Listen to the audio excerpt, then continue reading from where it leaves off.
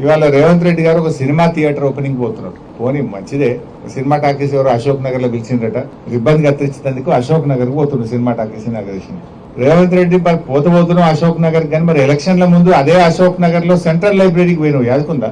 నువ్వు రాహుల్ గాంధీ కలిసి అశోక్ నగర్ లో ఆ సినిమా టాకీస్ పక్కకే సెంట్రల్ లైబ్రరీ ఉంటది. అక్కడ మెట్ల మీద కూర్చొని బిడ్డ మాకు గవర్నమెంట్ వచ్చేటట్టు చేయి, మా గవర్నమెంట్ వస్తే కాంగ్రెస్ ప్రభుత్వం రాగానే 2 లక్షల ఉద్యోగాలు ఒకటే ఏడాది ఇస్తా అని మాట ఇచ్చేచ్చినావు. మరొక్కసారి పోయిరారా అందాక సినిమా టాకీస్ రిబ్బన్ కత్తిరించినాక ఒక్కసారి అశోక్ నగర్ సెంట్రల్ లైబ్రరీకి పోయిరారాదు? పోయి ఏం చేసినావో, వాళ్ళకి ఇచ్చిన మాట ఏందో ఒక్కసారి మాట్లాడు. నిన్న దిల్సుఖ్ నగర్ లో పిల్లలంతా రోడ్ల మీదకి వచ్చి ధర్నా చేసింది. ఎన్నికల ముందు కాంగ్రెస్ వాళ్ళేమో 2 లక్షల ఉద్యోగాలు ఏడాది ఇస్తాం, గవర్నమెంట్ ఉద్యోగాలు ఇస్తామన్నారు. నిన్న అసెంబ్లీలో మంత్రి శ్రీధర్ బాబు గారు చెప్తున్నారు, గవర్నమెంట్ ఉద్యోగాలు ఆడుంటాయి పోయి ప్రైవేట్ లో నౌకరు చేసుకోపోయి అందరి గవర్నమెంట్ ఉద్యోగాలు ఇచ్చి సాధ్యమవుతుందా? ఇది కాదు అని చేతులు ఎత్తేసాడు.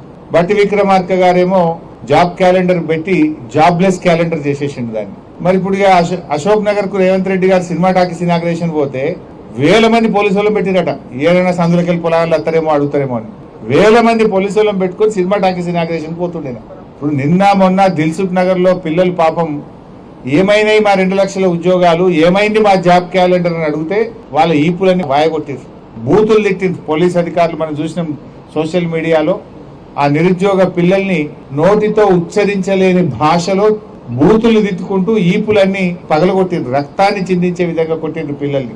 ఇప్పుడేమో ఈయన అశోక్ నగర్ పోయి సినిమా టాకీస్ ఇనాగ్రేషన్ చేస్తారట. నేను రేవంత్ రెడ్డి డిమాండ్ చేస్తున్నా, సరే సినిమా టాకీస్ కు పోతావా, యాడికి పోతావో నీ ఇష్టం, నేను దాని గురించి మాట్లాడా. కానీ అదే అశోక్ నగర్ లో నువ్వు ఇనాగ్రేషన్ చేసే సినిమా థియేటర్ పక్కనే అశోక్ నగర్ సెంట్రల్ లైబ్రరీ ఉంది. అక్కడికి వెళ్లి పిల్లలకు ఆనాడు నువ్వు ఏం మాట ఇచ్చినవో, ఎన్ని ఉద్యోగాలు ఇచ్చినవో దాని సంగతి చెప్పు. దాకా పోయి అశోక్ నగర్ సెంట్రల్ లైబ్రరీ దాకా పోయి నీ జాబ్ క్యాలెండర్ సంగతి ఏందో, నీ నిరుద్యోగ భృతి ఏందో, ఆడపిల్లల స్కూటీలు ఏందో, నీ 2 లక్షల ఉద్యోగాల కథ ఏందో చెప్పు. అక్కడ మాట్లాడాలని చెప్పి నేను ఈరోజు డిమాండ్ చేస్తున్నా. నువ్వు సెంట్రల్ లైబ్రరీకి పో. ఎందుకు గంతమంది సినిమా టాకీస్ ఇనాగ్రేషన్ కు 1000 మంది పోలీసులు ఎందుకు? 1000 మంది పోలీసులను పెట్టుకొని సినిమా టాకీస్ ఇనాగ్రేషన్ చేస్తావు ముఖ్యమంత్రి.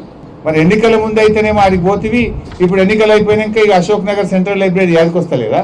అదే సరూర్ నగర్ స్టేడియంలో ప్రియాంక గాంధీ గారిని తీసుకొచ్చి ఆనాడు యూత్ పాలసీ అని డిక్లేర్ చేసినావు కదా.